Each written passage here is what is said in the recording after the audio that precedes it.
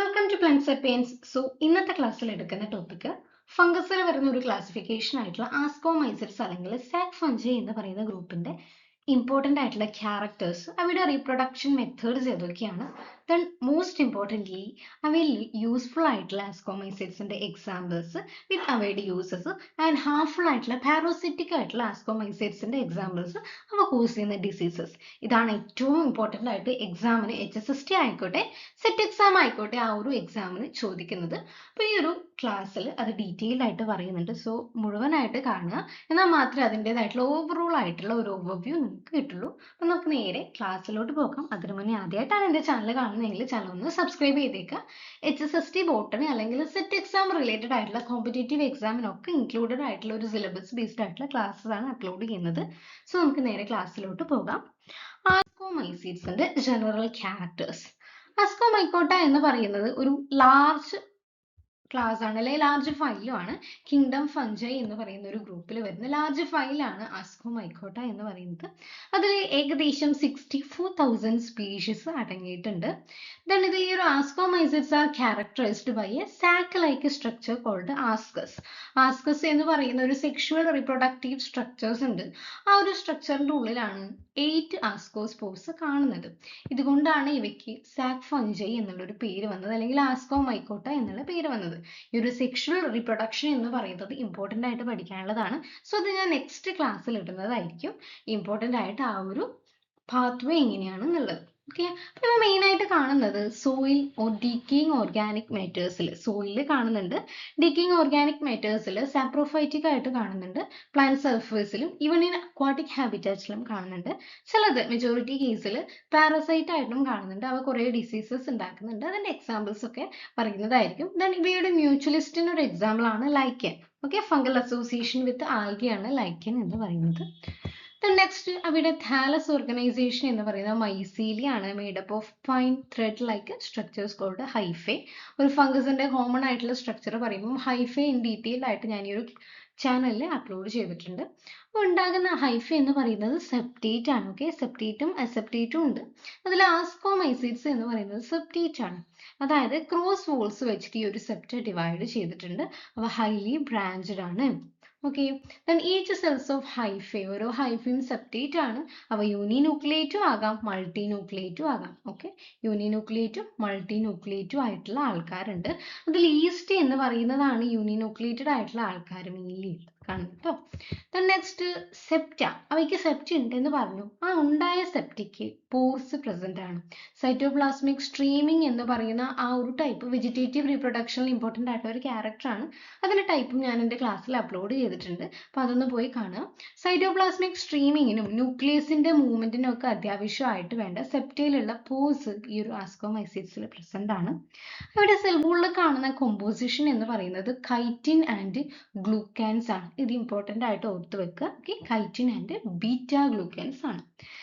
Cytoplasm contain typically കുറേ യുക്കാരിയോട്ടിലുള്ള എല്ലാ cell ഓർഗനൽസും mainly കാണുന്നുണ്ട്.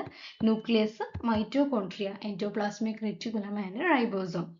ഇവിടെ റിസർവ്ഡ് ഫുഡ് മെറ്റീരിയൽ എന്ന് പറയുന്നത് ഓയിൽ ഡ്രോപ്ലെറ്റും ഗ്ലൈക്കോജനും ആണ്. ഒരിക്കലും ആസ്കോമൈസിഡ്സ് സ്റ്റാർച്ച് സ്റ്റോർ ചെയ്ത് വെക്കില്ല.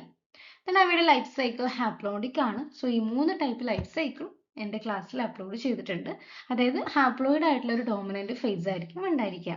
അപ്പോൾ സാപ്രോഫൈറ്റിക്കും പാരസൈറ്റിക്കും സിംബയോട്ടിക്കും ഒക്കെ ആയിട്ട് കാണുന്നുണ്ട് എന്ന് പറഞ്ഞു. നമുക്ക് അതിന്റെ റീപ്രൊഡക്ഷൻ മെയിൻലി എന്താണ് എന്ന് ജസ്റ്റ് ഒരു ഓവർവ്യൂ ആയിട്ട് നോക്കാം. ഫസ്റ്റ് വൺ വെജിറ്റേറ്റീവ് ആയിട്ടുള്ള റീപ്രൊഡക്ഷൻ ആണ്. അതിൽ ഫ്രാഗ്മെന്റേഷൻ, ബഡ്ഡിങ്, സ്ക്ലെറോഷ്യ അല്ലെങ്കിൽ ക്ലാമിഡോസ്പോർ ഫോർമേഷൻ ആണ് നടക്കുന്നത്. ഈ മൂന്നും ഡീറ്റെയിൽഡ് ആയിട്ട് കഴിഞ്ഞ ക്ലാസ്സിൽ എക്സ്പ്ലെയിൻ ചെയ്തിട്ടുണ്ട്. ഓക്കെ, ദെൻ സെക്കൻഡ് ആണ് അസെക്ഷുവൽ റീപ്രൊഡക്ഷൻ. ഈ ഒരു റീപ്രൊഡക്ഷൻ ആണ് മോസ്റ്റ് കോമൺ ആയിട്ടുള്ളത്. അതിൽ കൊനീഡിയ എന്ന് പറയുന്ന സ്പോർസിന്റെ ഫോർമേഷൻ ആണ്. ഇതൊരു അസെക്ഷുവൽ സ്പോർ ആണ്. Conidia are produced externally. ഈ ഒരു സ്ട്രക്ചറും ഡീറ്റെയിൽഡ് ആയിട്ട് ഞാൻ കഴിഞ്ഞ ആ ഒരു ക്ലാസ്സിൽ പറഞ്ഞിട്ടുണ്ട്. അത് കാണുന്ന ഓർഗാനിസം എന്ന് പറയുന്നത് പേസിലി ആണ്. അവ ഒരു ഗ്രീൻ കളറുള്ള കൊനീഡിയ ആണ് ഫോം ചെയ്യുന്നത്. അപ്പോൾ ഇതൊരു കൊനീഡിയയുടെ ഫോർമേഷന് എക്സാമ്പിൾ ആണ്, എക്സ്റ്റേണലി ഫോം ചെയ്യുന്ന കൊനീഡിയ. ദെൻ മോസ്റ്റ് ഇമ്പോർട്ടൻ്റ് ആയിട്ടുള്ള സെക്ഷുവൽ റീപ്രൊഡക്ഷൻ ആണുള്ളത്. ഊഗാമസ് ആയിട്ടുള്ള ടൈപ്പാണ്. അതായത് 2 ഗമേറ്റ്സ് തമ്മിൽ ഫ്യൂസ് ചെയ്യും. മെയിൽ ഗമേറ്റ് ഗമേറ്റും ഫീമെയിൽ ഗമേറ്റും എൻറ്റയർലി ഡിഫറെൻ്റ് ആയിരിക്കും. ഓക്കെ, പിന്നെ മെയിൻലി 3 സ്റ്റേജസ് ഉണ്ട്, പറഞ്ഞതാണ് പ്ലാസ്മോഗമി, കാരിയോഗമി, മിയോസിസ്. സോ ഈ ഒരു ക്ലാസ് അറിയില്ലെങ്കിൽ ഞാൻ എൻ്റെ ക്ലാസ്സിൽ അപ്ലോഡ് ചെയ്ത ആ ഒരു സെക്ഷൽ റീപ്രൊഡക്ഷൻ എന്ന് പറയുന്ന പാർട്ട് ഡീറ്റെയിൽഡ് ആയിട്ട് കാണുക. ദെൻ നെക്സ്റ്റ് വൺ ആണ് ആസ്കോസ്പോർ. അങ്ങനെ സെക്ഷൽ റീപ്രൊഡക്ഷൻ കഴിഞ്ഞാൽ ആസ്കസ് എന്ന് പറയുന്ന ഒരു സാക്കലൈക്ക് സ്ട്രക്ചറിൽ കുറേ ആസ്കോസ്പോർസ് ഉണ്ടാകും.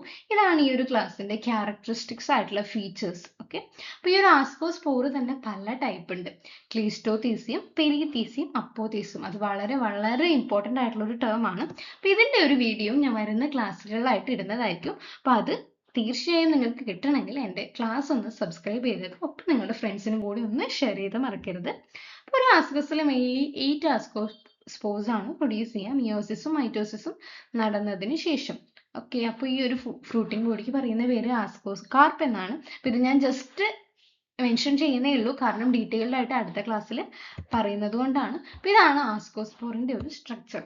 ഇനി നമുക്ക് മോസ്റ്റ് ഇമ്പോർട്ടൻറ്റ് പാർട്ടായിട്ടുള്ള അതിൻ്റെ എക്സാമ്പിൾസിലേക്ക് കടക്കാം. ഫസ്റ്റ് വൺ ഇമ്പോർട്ടൻ്റ് ആയിട്ടുള്ള യൂസ്ഫുൾ ആസ്കോമൈസേറ്റ്സ് ആണ്. അവയിൽ എക്സാമ്പിൾ, അവയുടെ യൂസ് എന്താണ്, അല്ലെങ്കിൽ എക്കണോമിക് ഇമ്പോർട്ടൻസ് എന്തിനാണ്, അവയിൽ എന്താണ് കിട്ടുന്നത്, എന്തിനാണ് അവ യൂസ് ചെയ്യുന്നത് എന്നൊക്കെയാണ് പറയുന്നത്. ഫസ്റ്റ് വൺ സെക്കാറോമൈസിസ് സെർവീസി എന്ന് പറയുന്ന ഈസ്റ്റ് വരുന്ന ഒരു ടൈപ്പ് സ്പീഷ്യസ് ആണ്. അവ east used in baking, brewing, നമ്മൾ വൈൻ മേക്കിങ്ങിനൊക്കെ ഉപയോഗിക്കുന്ന ആ ഒരു ഈസ്റ്റ് ആണ് ഈ ഒരു എക്സാമ്പിൾ. ഓക്കെ, പ്രൊഡ്യൂസേഴ്സ്, അവ എങ്ങനെയാണ് ഈ ഒരു റോളിന് ആപ്റ്റ് ആകുന്നത്? അവ അനീറോബിക് റെസ്പിറേഷൻ ആണ് നടക്കുന്നത്. ഓക്കെ, എന്നിട്ട് എന്ത് പ്രൊഡ്യൂസ് ചെയ്യാണ്? ആൽക്കഹോളും കാർബൺ ഡൈ ഓക്സൈഡും പ്രൊഡ്യൂസ് ചെയ്യുന്നു. അതുകൊണ്ട് അവ ഫെർമെന്റേഷൻ ഇൻഡസ്ട്രിയിലും അതുകൂടാതെ ജനറ്റിക് ഓർഗാനിസത്തിലെ മോഡലായിട്ടും ഈ ഒരു സ്പീഷ്യസ് യൂസ് ചെയ്യുന്നുണ്ട്. ദെൻ സെക്കൻഡ് വൺ പെനിസീലിയം ആണ്. പെനിസീലിയം ക്രൈസോജീനം അല്ലെങ്കിൽ പെനിസീലിയം നൊട്ടേറ്റം, ഈ രണ്ട് സ്പീഷ്യസും സെയിം ആണ്. അപ്പോൾ മെയിൻലി ആന്റിബയോട്ടിക് ഉണ്ടാക്കാൻ ഉപയോഗിക്കുന്നതാണ്. അപ്പോൾ ഒരു മെഡിസിനൽ ഫീൽഡിൽ ഇമ്പോർട്ടൻ്റ് ആയിട്ടുള്ള കുറേ ആൾക്കാരുടെ ജീവൻ നിലനിർത്താൻ വേണ്ടിയിട്ടുള്ള ഒരു സാധനം, ഒരു സ്പീഷ്യസ് തന്നെയാണ് ഈ ഒരു പെനിസീലിയം എന്ന് പറയുന്നത്.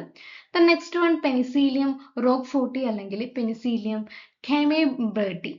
അവ ചീസ് റൈപ്പനിങ്, ചീസ് പെട്ടെന്ന് തന്നെ പാകാകാൻ വേണ്ടിയിട്ട് ഒരു ഫ്ലേവറിങ് ഏജന്റ് ആയിട്ടും ഒരു സ്പെഷ്യൽ ചീസസിൽ ടെക്സ്ചർ കൊടുക്കാൻ വേണ്ടിയിട്ടൊക്കെയാണ് ഈ ഒരു സ്പീഷീസ് യൂസ് ചെയ്യുന്നത്. നെക്സ്റ്റ് വൺ ആസ്പെർജില്ലസ് നൈഗർ ആണ്. സിട്രിക് ആസിഡ് പ്രൊഡക്ഷൻ്റെയും കുറേ എൻസൈംസിന്റെ സോഴ്സും ആണ്.